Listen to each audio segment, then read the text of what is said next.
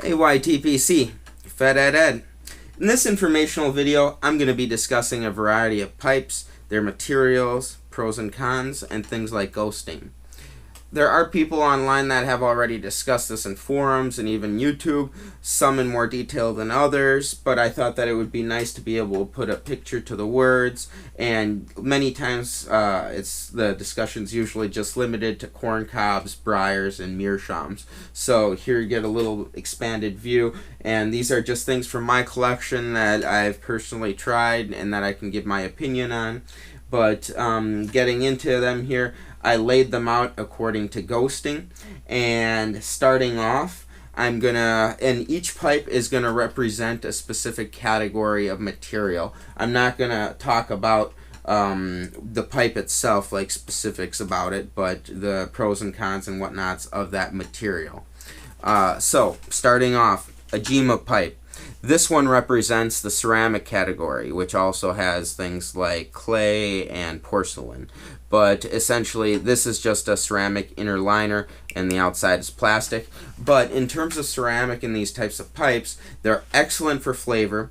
They don't ghost. And clay, sometimes though, you might need to bake it in the oven depending on how heavily it's smoked, but all of these have to be constantly cleaned, and it's one of those things that really they don't ghost, and as long as you take care of them and don't break them, they'll last you, and they're great tasting pipes. The only problem with them, of course, is the fragility.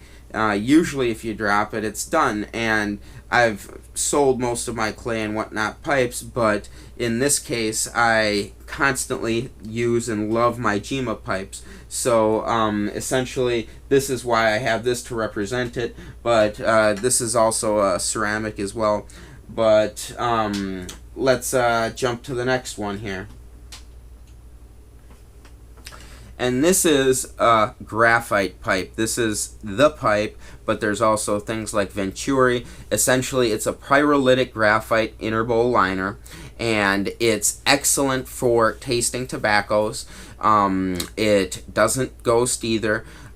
This thing is almost indestructible because of this plastic outer lining on it, and I've dropped these quite a few times, and they keep on going, but the taste of the tobacco is very true in it. The only thing that I've noticed is that essentially you got to be very careful when scraping the bowl. Just like the ceramic, if you use something that's too hard, you could damage it. Well, pretty much any pipe, you don't want to scrape too hard.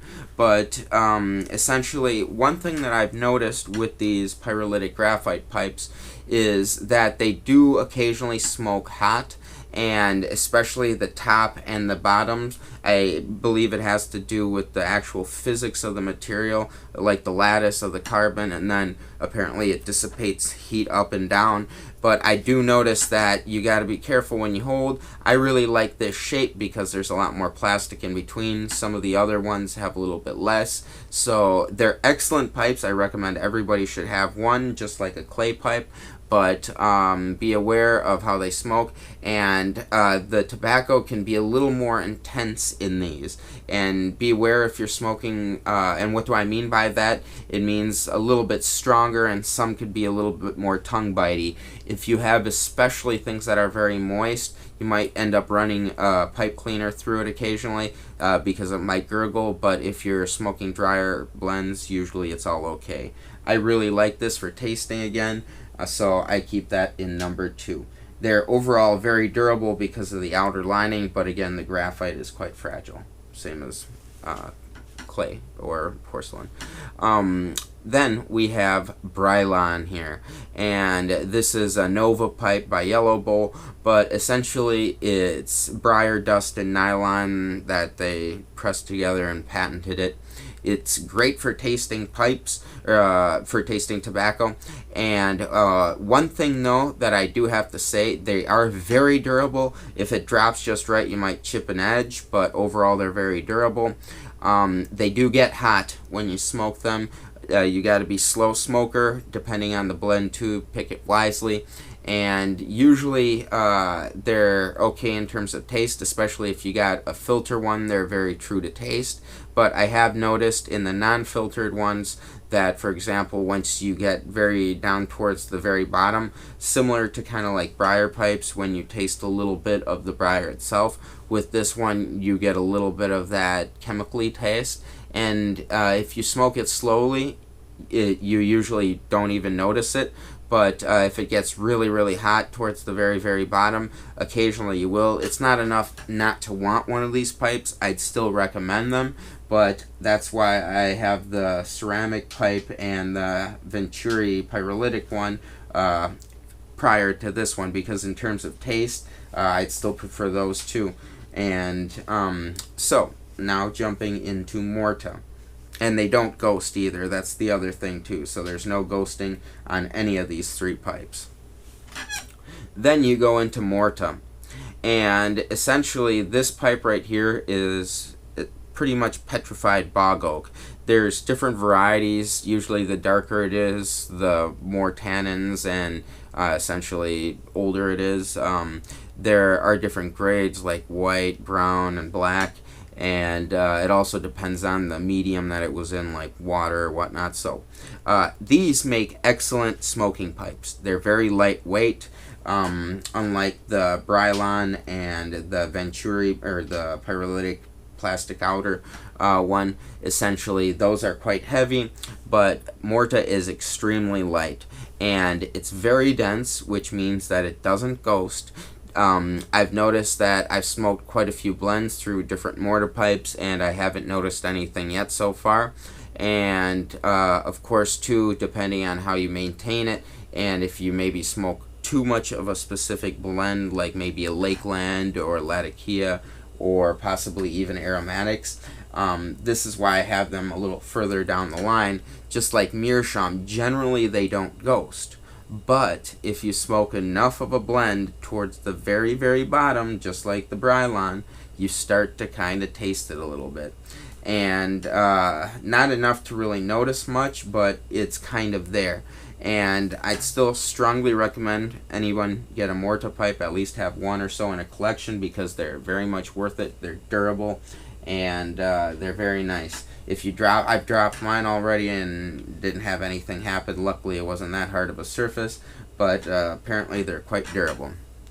Moving on to the Meerschaum category. This is essentially seepalite. It's fossilized sea foam that's been compressed and essentially fossilized. But this is a very porous substance of a stone, although it is a stone. And I do notice that in terms of ghosting, it's very minor, but depending on what type of blend, if you smoke a lot of things in it, for example, I've smoked a lot of aromatics in this Meerschaum bowl specifically for my Falcon, and towards the very bottom I can taste some of those aromatics and like a little bit of sweetness left over, which can be a good thing, but depending if you're a purist, it's a good thing to keep in mind and want to maybe consider the ceramic or graphite or even Brylon. But the Meerschaum is an excellent pipe. I recommend everybody have at least one of these. They are great at what they do. Just like any of these above pipes here, you can smoke them as much as you want, and essentially the ghosting will be minimal depending on what you choose. And the only downside of this one is the fact that it's extremely fragile. So if it drops, you'll likely get a chip or maybe even crack it. So keep that in mind. Then we move on to the corncob pipe. And although a lot of folks say that corncobs don't ghost, they do ghost. Depending on, again, how much you smoke of a certain type of blend, you can get a bit of ghosting in it. And this one kind of has a little bit of a cherry taste, and for example in my case, but I still highly recommend at least having one corncob, just because it's something fun, to have. But if you really don't want to put a certain type of tobacco in other types of pipes, you always got that, and you don't have to worry about it. And these Missouri Meerschaums, in this case it's the Mark Twain, but you get a forever stem, and they're just really nice little pipes overall. But they do ghost. They are quite durable. Depending on how you drop it, you could nick pieces off the edges, or little pieces of the plaster Paris might come out here. but these smoke quite cool, and just like meerschaum, you don't have to worry about it getting hot or warmer like Morta and Brylon would. But essentially, yeah, just a overall good pipe, but they can ghost, so be aware of it. Then we move, of course, to the Briar pipe. But in this category, it's going to represent a variety of different types of wood. There's cherry, oak, maple, hickory, pear, olive. The list just goes on. But wood does ghost. And it is somewhat durable, but depending on how it drops, you could fracture something. And even things like bamboo, there's different materials that are used either as the bowl or as shanks, so this is kind of a placeholder for it. Overall, again, quite durable. They will go, so pick your blends wisely, and more so than the cob, that has to be mentioned, that's why it's after it. But essentially, these are great pipes if you end up having a blend that you really like and want to dedicate to it. Then you kind of get a little bit of a floral taste, a little woodsy taste, along with your tobacco too, depending on how you enjoy it. So that is that one right there. And then we move on to the Calabash. This one is essentially a gourd, and there are different types of bowl materials. This is just a ceramic one, a porcelain one, but there's also meerschaum and even briar, different types of woods as well that could be used to fit it. Why do I have it after the briar pipe or wood pipe? And even though it's got a ceramic or whatnot meerschaum type of liner, because the actual Calabash does get taste depending on what you smoke in it, especially Latakia blends that I found. They linger, and if you smoke it enough, they'll stay there. And in some intense blends too, I've noticed that extra smoke there could get a little bit more hard to process, essentially, if you're someone that passes it through the nose. But you still do taste it, and that's why it's after the Briar pipe. They do make great pipes, but pick your blends wisely with it. And essentially moving on to the Falcon here and these metal pipes like the Kirsten pipe. These essentially you can interchange bowls, get Morta, meerschaum, Briar, and just switch things up depending on how you like it. Overall, I have these two out because they basically won the metal pipe market over, and there are different examples, like some by Mastercraft, and also even Dr. Grabaugh had their Viking, but there are different bowls for those, so be aware that for each of these materials, then that type of material, those properties you should be aware of when you're using it on any one of these screw-on type bowls. And then moving on to these back ones, why are they there? We have things like stone, and overall I don't recommend smoking out of stone. One thing, it's extremely heavy, it's very brittle. If you drop it, similar to meerschaum, it can break. But the main reason is because you don't know what kind of chemicals might be inside that stone naturally, and depending on the temperatures when certain things are released, you should be aware of what you're smoking. It's probably not going to kill anybody, but it's just something to be aware of if you're going to smoke out of it. This is soapstone, and overall it probably wouldn't be too bad, but it's decorative pipe and I don't smoke it. There's also things, for example, like this WDC pipe right here with essentially Redmanol, a Redmanol stem, and this kind of encapsulates the what do you call it? Redmanol and Bakelite, and these ones are early type of pipes. This was turn of the century, late 1800s, but ironically very similar to the Falcon bowl. This one has like a ceramic inner liner and screws on, but if you do get one of these, I've sold out most of them as collectibles, but be aware when you smoke that chemicals inside Redmanol and inside Bakelite could come out when you smoke it because of the temperature, so they're more display items. But essentially that's why I had that to show. And then there's also things like glass and metal, but I'm not showing those because you can smoke technically tobacco out of them, but usually they're used for other things. You can even turn a can or an apple into a pipe if you'd want. But these are generally the materials that these types of tobacco pipes are made out of.